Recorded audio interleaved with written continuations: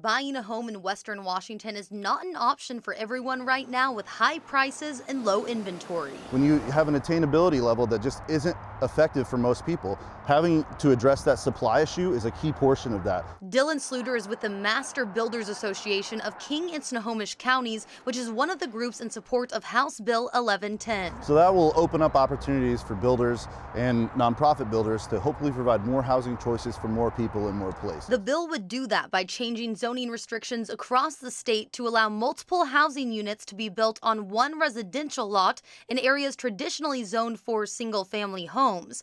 For example, if passed, cities between 25,000 and 75,000 people must allow for all residential lots to have at least 2 units per lot. And if the lot is within half a mile of a major transit stop or community center, or will have at least one affordable unit, then the city must allow at least 4 units on that lot. And this bill goes a step in the right direction by saying we're going to allow more homes and a little bit more density near that transit where we've invested public infrastructure money to have that infrastructure developed. State leaders with the Department of Commerce say the lack of housing is causing prices to increase. At lower incomes, spending more on housing and utilities means there's less left for childcare, food, and other necessities. A report released last month by the Department of Commerce shows over the next 20 years, more than 135,000 housing units need to be built in Pierce County to keep up with the population growth. More than 143,000 are needed in Snohomish County and more than 336,000 in King County.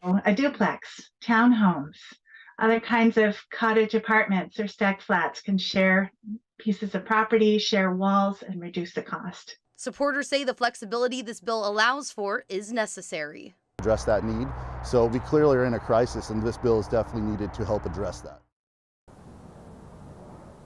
Some opponents of this bill say these decisions should be left up to each city and not the state. Now, this bill has passed the House and the Senate and will go back to the House for some changes to be reviewed. It would then need to be signed by the governor. In Seattle's Beacon Hill neighborhood, Connor Board, King 5 News.